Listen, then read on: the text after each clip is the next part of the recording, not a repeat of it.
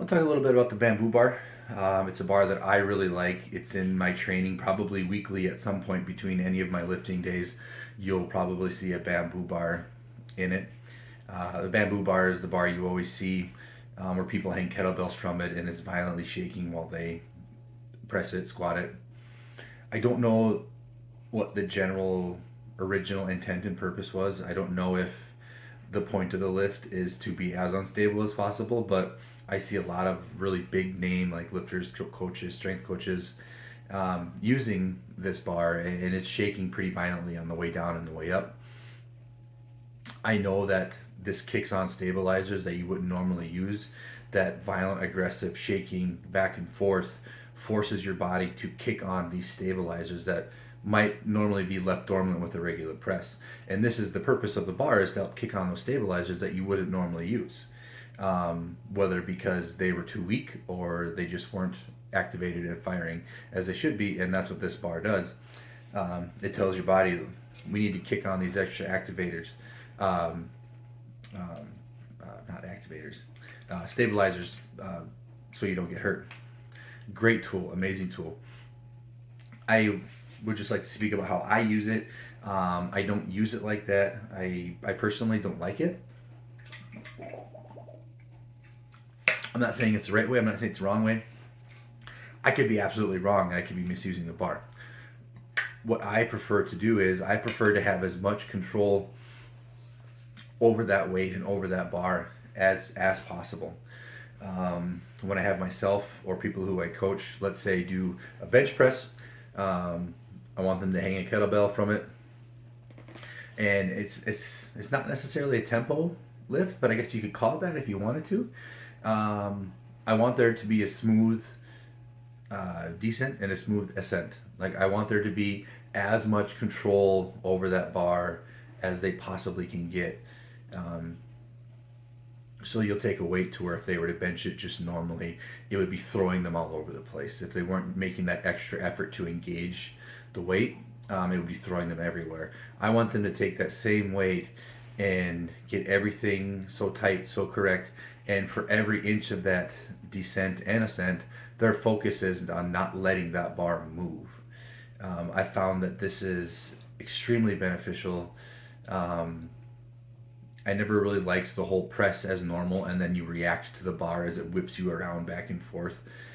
That might be the original intent of the bar, but I have seen so much better results in myself and the people I train to where if they try to control that weight from the way down on the way up, and the whole point of it is to resist the movement. Even though this is a weight where if they were just to press normally, it'd be throwing them everywhere. You take that same weight and you focus on resisting the whole way down, the whole way up. You are turning shit on, exhausting things, stabilizers, muscles, every things that you haven't used before.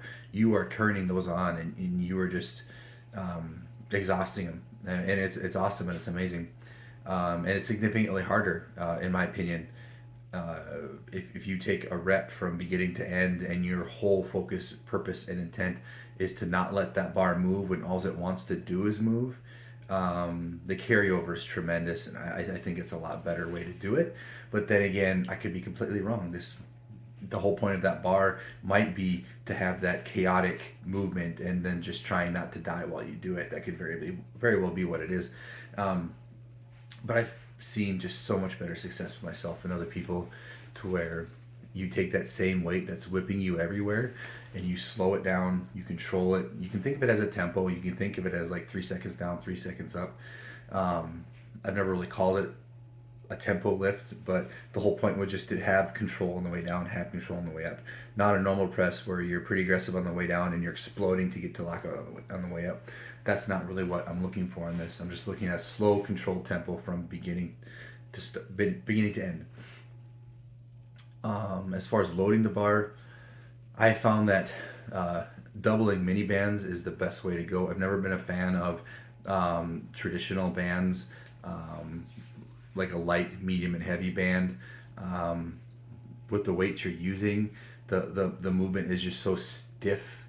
Um, you'll find more of a swing than you will like an oscillating or a bouncing or a vibrating.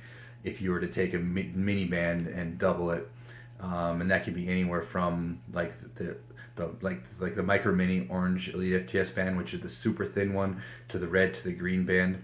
I prefer those doubled over way more than the bigger bands.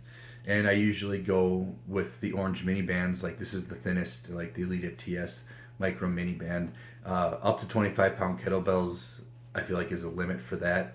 Anything more than that, the band is stretching way too much, and there's really no point in it. And then anything above, like up to 45 pounds, is the red doubled over band. That has been the band to kettlebell setup that I found to be the most beneficial. What was I going to say? Why I like kettlebells over weights. I mean, if you have just regular plates and that's all you can use, that's all you can use. But I have found that when you hook plates up, they tend to move just in a direction that the plates are facing. There's not a whole lot of this. It's just if the plate's like this, it's moving like this. You're not seeing a whole lot this way. Nothing really like that. Since a kettlebell is round and the weight is evenly dispersed in this bell, it's moving everywhere, up, down, sideways, back, forward. It's oscillating. It's moving a lot more than this stiff swing that you would get from just like a plate. So if you have access to kettlebells or fat bells or something like that, I absolutely recommend using those in place of straight weights. And I love using this for box squats too. Box squats, regular squats, free weight squats, front squats. It's the same way. You keep that same kind of the tempo, like 3 seconds down, 3 seconds up. Every inch of the way down, every inch of the way up, you are fighting, you're resisting. The whole point is to resist that movement on a bar that wants to do nothing but move and throw you. So if you are not locked in with your brace, your upper back, like if everything is not locked in, you are being thrown, and the whole point is to not let that bar throw you. You're in a war with that bar, and that is the point. You do not want that bar to win. That's how I use the bamboo bar. Again, might not be the right way, might not be how the bar was intended to be used, but I have found a lot more success using the bar that way than the most traditional, where I see people where they're just benching with the weight the same way they do a traditional lift, aggressive down, aggressive up, and the weight is just throwing them back and forth. I'm not a fan of that. Doesn't mean it's wrong. It just means I found a different way, and I think it's a better way. But give it a try. If you have access to a bamboo bar, absolutely use it. It is an amazing tool to lift weights that aren't going to be so heavy that they're going to be detrimental to you, but they are going to be extremely valuable because they are going to be working all those stabilizing muscles that'll allow you to progress on your heavier weights.